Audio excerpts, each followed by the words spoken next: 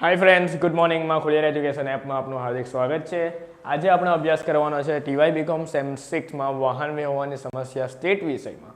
અને એમાં પણ આપણે નફાનો આજે ત્રીજો દાખલો કરીએ છીએ, 23 નંબરનો દાખલો. અને આ આપણો ભાગ નંબર 24 છે, બરાબર છે. જો ફ્રેન્ડ્સ, આપણે નફાના કેટલા દાખલા કરેલા છે? આની પહેલાં 2 દાખલા કરી દીધા છે. આ ત્રીજો દાખલો એનથી પણ મોસ્ટ ટાઈમ છે, બરાબર. આ તમે ધ્યાનથી જોજો, બહુ મજાનો દાખલો છે. ચાલો તો જો સૌથી પહેલાં આપણે રકમ વાંચીએ. જો એક કંપનીની 3 શહેરોમાં ABC નામની ફેક્ટરી છે. તો જો આપણે અહીંયા A, B અને C નામના અહીંયા 3 ફેક્ટરી છે, બરાબર, એ લખી દીધું. આ ફેક્ટરીની માસિક ઉત્પાદન ક્ષમતા 1700 ને 900 એકમ છે. જો માસિક ઉત્પાદન ક્ષમતા એટલે શું કે એ લોકો આનો પુરવઠો આટલો છે એમ કહે છે. તો કેટલો? જો 1700 ને 900, તો અહીંયા આપણે પુરવઠો લખી દીધું છે. ABC કંપનીઓ 4 ડીલરને માલ પૂરો પાડે છે, બરાબર. તો આપણે ડીલર 1, ડીલર 2, ડીલર 3 ને ડીલર 4, જેની માંગ અનુક્રમે 900, 800, 500 ને 400 એકમ છે. માંગ આપેલી, તો જો આપણે અહીંયા માંગ લખેલી છે 900, 800, 500 ને 400, ને ટોટલ તમે કરી જાઓ 2600 થશે, બરાબર. આ 3 ફેક્ટરીઓ પર વળતર વહન ખર્ચ સિવાય 8, 7 અને 9 છે, બરાબર. તો અહીંયા નફો આપેલો છે 8, 7 અને 9 વળતર, એટલે જો 8, 7 અને 9 નફો છે વહન ખર્ચ સિવાય. ચાલો, કુલ ચોખ્ખું મહત્તમ વળતર માટે ઉકેલ વેમથી કરો. જો વેમથી એટલે શું? VAM એટલે શું? વેમ. તો ફ્રેન્ડ્સ, એને વોગેલ જ કહેવાય, બરાબર. એનું આખું નામ છે વેમ એટલે શું? તો એનું શોર્ટ ફોર્મ છે. વેમનું આખું ફૂલ ફોર્મ શું થાય? તો વોગેલ એપ્રોક્સિમેશન મેથડ, બરાબર. ચાલો તો આપણે સ્ટાર્ટ કરીએ. જો અહીંયા તમને છે ને વહન ખર્ચનું કોષ્ટક આપેલું છે, પણ અહીંયા તમને એમ કીધું કે વળતર છે ને વહન ખર્ચ સિવાય મેળવો. શું?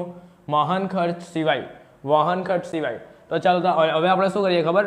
અને આ તમને કયું કોષ્ટક આપ્યું? તમે હવે એમ થશે ને કે ભાઈ આ નફાનું કોષ્ટક આપેલું હશે કે શું? તો ના ફ્રેન્ડ્સ, આ નફાનું કોષ્ટક નથી આપેલું. જો અહીંયા ખાસ રીતે આ વહન ખર્ચ કોષ્ટક છે. તો સૌથી પહેલાં તમારે છે ને અહીંયા નફાનું કોષ્ટક એટલે કે શું? મહત્તમ કોષ્ટક શોધવું પડશે. મહત્તમ કોષ્ટક. જેવું તમને આ મહત્તમ કોષ્ટક મળશે ને ત્યારબાદ તમારે અહીંયા કયું કોષ્ટક બનાવવાનું ખબર? લઘુત્તમ કોષ્ટક. અને લઘુત્તમ કોષ્ટક બની જાય પછી આપણે કઈ પદ્ધતિ કરવાની? આપણી આ વેમ એટલે કે વોગેલની પદ્ધતિ ખબર પડી. પણ આપણી પાસે મહત્તમ કોષ્ટક જ નથી, તો આપણે વોગેલની પદ્ધતિ કરશું કેવી રીતે?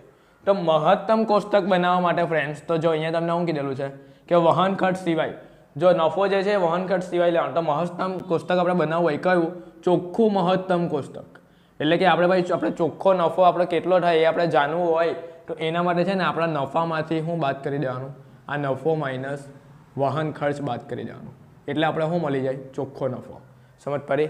તમને તમારો ચોખ્ખો નફો જોઈતો છે, તો તમે તમારા નફામાંથી તમારો જે ખર્ચ થયેલો છે એ બાદ કરી એટલે તમને ચોખ્ખો નફો મળે. ખબર પડી? એટલે તમારી એમ ટોટલ તમારા હાથમાં કેટલો નફો આવ્યો એ ખબર પડે. ક્યારે? કે જ્યારે તમારે કુલ નફામાંથી તમારો આ જે વહન ખર્ચ છે એ બાદ કરી દો. તો આપણે હવે શું કરવાનું ખબર છે કે આ નફામાંથી છે ને આ બધા વહન ખર્ચ બાદ કરી દેવાના. જો 8 છે, આ એ માટેનો મહત્તમ અહીંયા 8 છે નફો, બરાબર. તો 8 માંથી આપણે બધા બાદ કરવાના, માંગ અને પુરવઠા સિવાય. આ 7 છે તો આ 7 માંથી આ આડી લાઈન બાદ કરવાની. આ 9 છે તો એમાંથી આડી લાઈન બાદ કરવાની. બસ એટલું જ કરવાનું, તો મહત્તમ કોષ્ટક આપણું બની જાય. તો ચાલો સૌથી પહેલાં આપણે અહીંયા લખી દઈએ વ્યવસ્થિત. જો સૌથી પહેલાં આપણે લખીએ અહીંયા A, B અને C ને અહીંયા માંગ, બરાબર છે. અહીંયા D1, D2, D3, D4 અને અહીંયા આવશે પુરવઠો. ચાલો, માંગ અને પુરવઠો તો એવો જ રહે, એમાં કોઈ ફરક નહીં પડે, બરાબર. માંગ અને પુરવઠો તો એ જ રહેશે. આપણે બોક્સ બનાવી દીધું છે. ચાલો, જો માંગ અને પુરવઠો પહેલાં એવો જ લખી દઉં છું. અહીંયા 900 છે, 800 છે, 500 છે, અહીંયા 400 ને ટોટલ આખું 2600 થાય છે. અને અહીંયા પણ જો 1000, પછી 700 અને અહીંયા થાય છે 900. ચાલો, થઈ ગયું ફ્રેન્ડ્સ.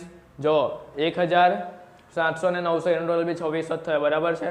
અને આનું ટોટલ બી 2600 થશે. હવે આપણે અંદરના આંકડા જોઈતા હોય તો શું કરશું? ચાલો જોઈએ.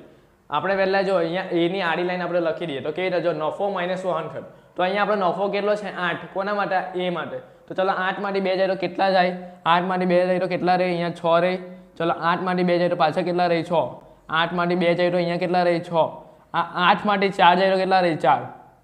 ખબર પડી શું કર્યું તે? આ 8 માંથી છે ને અંદરના આંકડા બાદ કર્યા. ચાલો હવે જો આ 7 છે તો 7 માંથી અંદરના આંકડા બાદ કરો. ચાલો 7 માંથી 3 જાય તો કેટલા રહે? 4. આ 7 માંથી 5 જાય તો કેટલા રહે? 2. આ 7 માંથી 3 જાય તો કેટલા રહે? તો 4. આ 7 માંથી 2 જાય તો કેટલા રહે? 7 માંથી 2 જાય તો 3 રહે. સોરી, 7 માંથી 2 જાય તો ફ્રેન્ડ્સ કેટલા રહેશે? 5 રહેશે. કેટલા? 5. ચલો થઈ ગયું. હવે જોજો ફ્રેન્ડ્સ, આપણે કંઈ ભૂલ નહીં ને જોઈ લઈએ પાછું આપણે. આ 7માંથી 3 જાય તો કેટલા રહેશે? 4. આ 7માંથી 5 જાય તો કેટલા રહી? 2. આ 7માંથી 3 જાય તો કેટલા રહેશે? 4. બરાબર છે, 4 રહી. 7માંથી 3 જાય તો, અને આ 7માંથી 2 જાય તો રહેશે કેટલા? 5. બરાબર છે. ચાલો હવે જો આ 9 છે, 9માંથી 4 જાય તો કેટલા રહી? 5. આ 9માંથી 3 જાય તો કેટલા રહેશે? 9 - 3 એટલે 6 રહેશે. ચાલો આ 9માંથી 2 જાય તો કેટલા રહી? તો 9માંથી 2 જાય તો 7 રહી. અને આ 9માંથી 1 જાય તો કેટલા રહી? 8. તો આ આપણું મહત્તમ કોષ્ટક થઈ ગયું છે. ચાલો ફ્રેન્ડ્સ, હવે આપણું મહત્તમ કોષ્ટક થઈ ગયું છે. હવે આપણે લઘુત્તમ કોષ્ટક બનાવી દઈએ. તો સૌપ્રથમ આપણે અહીંયા લખી દઈએ પહેલાં A, B, C અને અહીંયા માંગ લખી દઈએ. અહીંયા લખી દઈએ D1, D2, D3, D4 અને અહીંયા લખી દઈએ પુરવઠો. બરાબર છે. ચાલો પુરવઠો પહેલાં લખી દઈએ કેટલા છે? તો 1000, અહીંયા બીમાં 700 અને અહીંયા સીમાં 900. બરાબર. ચાલો માંગ લખી દઈએ પહેલાં. માંગ કેટલી છે? 900, 800, 500 અને અહીંયા 400. ટોટલ કેટલા થઈ ગયા? 2600 થઈ ગયું. તો ચાલો હવે સૌથી પહેલાં આપણે બોક્સ પાડી દઈએ.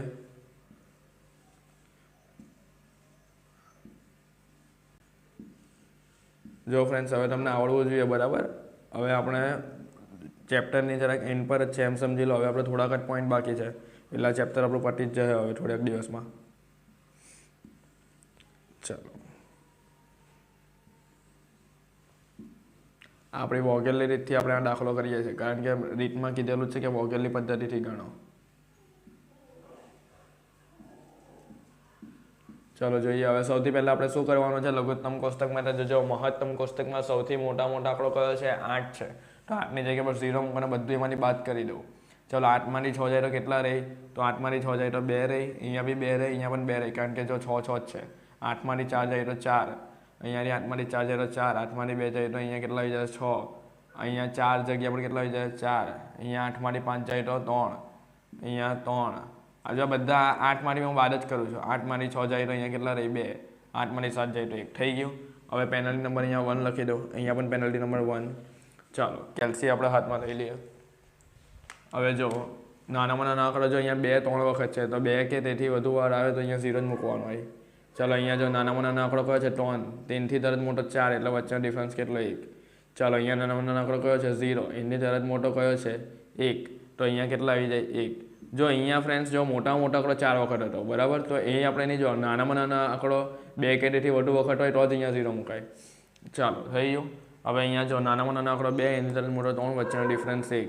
અહીંયા જો 2 વખત છે એટલે અહીંયા 0. અહીંયા કેટલા આવી જાય? 1 આવી જશે. અને અહીંયા કેટલા આવી જાય? 3 આવી જાય. બરાબર. નાનામાં નાનો 0 અને અહીંયા 3, 3થી તરત મોટો એટલે વચ્ચેનો ડિફરન્સ 3. ચાલો અહીંયા આ 3 પસંદ કરવાનો. સૌથી મોટી પેનલ્ટી એટલે 3માં હવે ઉપર ચાલ્યા જાઓ. નાનામાં નાનો આંકડો કયો છે? 0. એને કેટલી વેચી શક્યા છે? 400. તો આ 400ને ચેકીને 0, આ 900ને ચેકીને હવે કેટલા બાકી રહી? 500. અહીંયા 0 આવ્યું. ચાલો એક રેખા દોરી દઉં. પેનલ્ટી નંબર 2 આપી દઉં. અહીંયા પણ પેનલ્ટી નંબર 2 આપી દઉં. ચાલો નાનામાં નાનો આંકડો જો અહીંયા 3 વખત 2 છે એટલે 0 આવી જાય. અહીંયા વચ્ચેનો ડિફરન્સ કેટલો આવી જાય? જો અહીંયા બી 0 જવું એમ 4 2 વખત છે. અહીંયા કેટલા આવે? 1 આવે. ચાલો અહીંયા જુઓ. અહીંયા બી 1 આવે.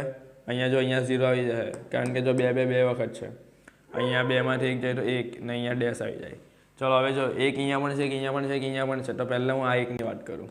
આ 1માં જો અહીંયા 2 છે. બરાબર. એની માંગ 900 છે અને પુરવઠો 1000. તો પહેલાં હું ખાલી અહીંયા 900 લખી મૂકું છું. હવે આ 1ની વાત કરું. આ 1માં નાનામાં નાનો આંકડો કયો છે? તો 1 છે. એની માંગ કેટલી છે? 500. પુરવઠો બી કેટલો છે? 500. તો અહીંયા ખાલી 500 લખું છું. આ 1ની જો આ 1માં નાનામાં નાનો આંકડો કયો? તો 1 જ છે. એની માંગ પણ 500, પુરવઠો પણ 500. તો આપણે વધુ વેચણી ક્યાં શકીએ છીએ? તો જો અહીંયા 900 વાળા પર. બરાબર. તો આ 1 પર આપણે રાઉન્ડ કરી દઈએ. આ 2ને ચેકીને 900 લખેલા છે. 900ને ચેકીને 0 અને 1000માંથી 900 જાય એટલે અહીંયા કેટલા બાકી રહે? 500. બરાબર છે. સોરી, 500 નહીં, 1000 બાકી રહી. બરાબર. 100 બાકી રહી. 1000માંથી 900 જાય એટલે. ચાલો જો અહીંયા 0 આવી ગયો તો ઊભી રેખા દોરી દો. થઈ ગયું. હવે પેનલ્ટી નંબર 3 આપી દઉં. અહીંયા બી પેનલ્ટી નંબર 3. ચાલો જો નાનામાં નાના આવે જો 2 વખત છે એટલે અહીંયા કેટલા આવી જાય? 0. હવે અહીંયા જો નાનામાં નાનો આંકડો 4 છે, એની તરત મોટો આવતો 6, તો વચ્ચેનો ડિફરન્સ કેટલો? 2. અહીંયા જો નાનામાં નાનો આંકડો 1, એની તરત મોટો આવતો 2 છે એટલે અહીંયા કેટલા આવી જાય? 1 આવી જાય. અહીંયા જો અહીંયા તો ડેશ આવી જાય. અહીંયા પણ 0 આવી જશે. અહીંયા જો અહીંયા 2 છે ને અહીંયા 1 છે. વચ્ચેનો આંકડો કયો? 1. અહીંયા કયો આવી જાય? ડેશ આવી જાય. હવે જો નાના મોટી પેનલ્ટી કા લાગે તો જો બીજા નંબર પર લાગે તો ત્યાં સર્કલ કરી દો. હવે આ લાઇનમાં જો નાનામાં નાનો આંકડો કહેવાય 4 તો આપણે એની વહેંચણી કરવાની. 4ની માંગ કેટલી 500 પુરવઠો કર્યો 700 તો આપણે એને 500 આપી દઈએ. આ 500 છેકીને શૂન્ય લખી દઈએ. 700 છેકીને હવે કેટલા લખાય 700માંથી 500 જાય તો 200. અહીંયા 0 આવ્યા, ચાલો અહીંયા રેખા દોરી દો. થઈ ગયું. હવે જો આ જ બાકી છે તો હવે નવી પેનલ્ટી લખવાની જરૂર નથી. હવે જો 2ની માંગ કેટલી છે 800, આપણી પાસે કેટલી વસ્તુ 100 તો આપણે 100 આપી દઈએ. ચલો 100 છેકીને શૂન્ય, 800માંથી 100 જાય કેટલા રહે 700. ચલો જો 6ની માંગ કેટલી 700 ને આપણી પાસે કેટલી વસ્તુ 200 તો આપણે 200 તો આપી દઈએ. આ 200 છેકીને શૂન્ય, જે ઓછું હોય તે આપી દેવાનું. અહીંયા હવે કેટલા બાકી રહે 500. તો જો ફ્રેન્ડ્સ 2ની માંગ પણ 500 થઈ ગઈ. આ જો 500 તો અહીંયા 0 ને એનો પુરવઠો બી 500 થઈ ગયો 0. હવે અહીંયા કાર્યની વહેંચણી કરી દઈએ. કાર્યની વહેંચણી, ચાલો કાર્યની વહેંચણી આપણે જો હવે કેમાં જોવાનું તો આપણે છે ને આમાં જોવાનું હોય બરાબર. કયું આમ આપણું ચોખ્ખું મહત્તમ કોષ્ટક છે ને એમાં. ચાલો તો પહેલાં આપણે જે ઉપર કટ કરીને લખેલું ને એ લખી દઈએ. જો અહીંયા 900 લખેલો તો 900 ગુણ્યા કેટલા કરવાના 6 બરાબર. પછી જો આ ઉપર 100 છે તો 100 ગુણ્યા કેટલા છે એની બાજુમાં 6 જ છે તો પહેલાં 6 આ કરવાના. જો અહીંયા જોવાનું. પછી જો અહીંયા ઉપર કટ કરીને કેટલા લખે તો એ પહેલાં લખી દો 200. હવે એની નીચે આ જગ્યા પર અહીંયા શું છે 2 છે તો અહીંયા 2 લખી દો 200 ગુણ્યા 2. એની બાજુમાં ઉપર કેટલા છે 500 તો આપણે કટ કરીને કેટલા લખેલા છે જો અહીંયા એની જગ્યા પર જો તો તાજ આપણે છે અહીંયા 4 છે તો અહીંયા 4 લખી દો. ચાલો પછી જો અહીંયા કેટલા લખેલા છે 500 તો જો એ જ જગ્યા પર અહીંયા કેટલા છે 6 બરાબર છે. અને અહીંયા કટ કરીને કેટલા લખેલા 400 અને ત્યાં સુધી આપણે અહીંયા 0 તો ચાલો એ જ જગ્યા પર અહીંયા શું છે 8 છે બરાબર. કેટલા છે 8 તો 8 લખી દો. ચલો જો થઈ ગયું 1 2 3 4 5 ને 6 1 2 3 4 5 ને 6 બધાના ગુણાકાર કરી દો. 900 ગુણ્યા 6 5400, 100 ગુણ્યા 6 600, 200 ગુણ્યા 2 400, 500 ગુણ્યા 4 2000, 500 ગુણ્યા 6 3000, 400 ગુણ્યા 8 3200 અને આ બધાનું ટોટલ જેટલું આવે એટલું લખી દેવાનું 14600 આવે. તો જો ફ્રેન્ડ તમારી ચોપડીમાં છે ને કદાચ 15500 પણ એટલે કંઈ ગભરાવાનું નહીં. આપણો આ જવાબ સાચો જ છે બરાબર. કદાચ અમુક વાર છે ને ચોપડીમાં ખોટો જવાબ બી હોય. ચાલો તમારો કુલ નફો થઈ ગયો અથવા તમે એને એમ પણ કહી શકો કે કુલ ચોખ્ખું મહત્તમ વળતર બરાબર એમ બી કહી શકો. લખી દઈએ આપણે કુલ ચોખ્ખું મહત્તમ વળતર એટલે કે નફો બરાબર છે.